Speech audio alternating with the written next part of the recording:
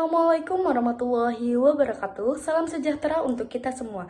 Sebelum saya memasuki argumen yang akan saya sampaikan, maka perkenalkan terlebih dahulu, saya Nila Fidrastina Rahman dari Fakultas Keperawatan dengan NIM 13225117. Hadirin yang saya hormati, saya berdiri di sini sebagai pembicara pertama dari tim oposisi dengan tegas menolak mosi yang berbunyi, Dewan ini hanya akan menerima seleksi universitas berbasis tes yang terstandarisasi dibandingkan metode non-kuantitatif seperti esai dan wawancara.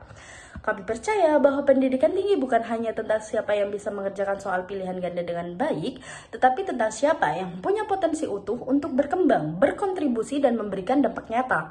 Oleh karena itu, membatasi seleksi hanya pada tes terstandarisasi adalah langkah mundur bagi dunia pendidikan. Sebelum saya memasuki argumentasi saya, mari kita luruskan terlebih dahulu. Yang dimaksud proposisi ini adalah hanya tes standar yang digunakan untuk seleksi. Metode lain seperti wawancara, esai, portofolio, prestasi non-akademik otomatis akan dihapuskan. Oposisi sangat menolak pandangan sempit ini. Kami mengakui tes standar punya fungsi mengukur logika dasar, kemampuan bahasa, atau hitungan numerik. Tetapi kami menegaskan tes standar tidak pernah cukup untuk memprediksi keberhasilan mahasiswa di perguruan tinggi. Universitas adalah ruang kompleks dengan tuntutan yang jauh lebih luas dari sekedar angka pada kertas ujian. Saya memiliki 4 argumen. Yang pertama, tes standar tidak mengukur kecerdasan secara holistik. Tes standar hanya menilai aspek kognitif tertentu seperti logika, matematika, hafalan. Padahal kecerdasan manusia adalah kecerdasan multidimensional. Gardner menyebut ada kreativitas, kepemimpinan, interpersonal, dan intrapersonal, bahkan musikal. Apakah semua itu bisa diukur hanya dengan lembar soal? Jawabannya tentu tidak. Esai dan wawancara memberi ruang untuk menilai motivasi, daya juang, kemampuan berargumentasi, dan visi calon mahasiswa. Seorang calon mahasiswa mungkin nilainya rata-rata, bisa jadi punya tekad besar, kemampuan komunikasi yang luar biasa, dan visi sosial yang lebih relevan untuk menjadi pemimpin di masa depan. Jika hanya tes standar yang dipakai, potensi-potensi ini justru akan terbuang secara percuma. Argumen yang kedua adalah tes standar memperkuat kesenjangan sosial. Hadirin sekalian, mari kita lihat realitas di lapangan. Tes standar sangat mudah dipelajari lewat bimbingan belajar berbiaya tinggi kan?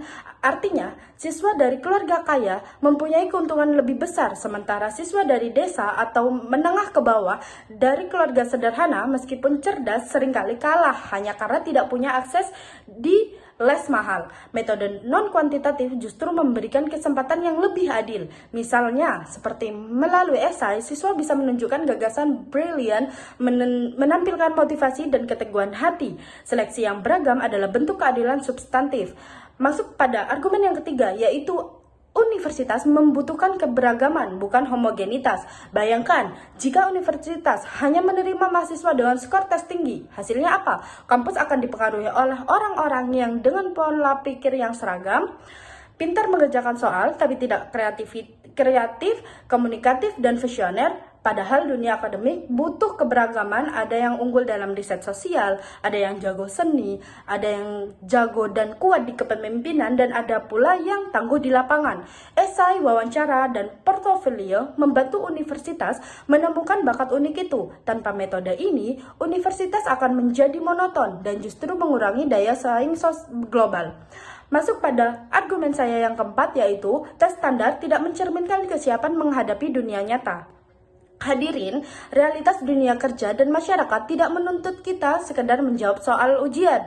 Dunia kerja menuntut soft skill yang seperti kerja sama tim, komunikasi, kepemimpinan, kemampuan adaptasi, dan semua itu justru lebih terlihat dari seleksi non-kuantitatif.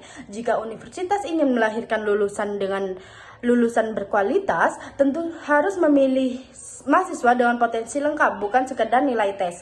Jawaban kami sederhana.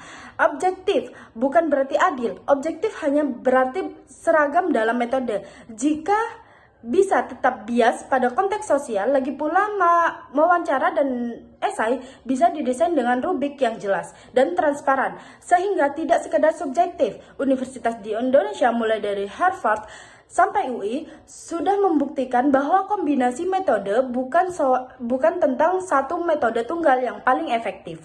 Dengan semua argumen yang telah saya sampaikan, jelas bahwa implementasi seleksi universitas hanya pada tes standar adalah kebijakan diskriminatif, sempit, dan merugikan masa depan pendidikan. Kami dari tim oposisi berdiri tegak menolak MOSE ini. Pendidikan bukan tentang menyaring siapa yang jago mengerjakan soal, tetapi tentang menemukan siapa yang akan menjadi pemimpin, inovator, dan pembaharu bangsa. Terima kasih. Wassalamualaikum warahmatullahi wabarakatuh.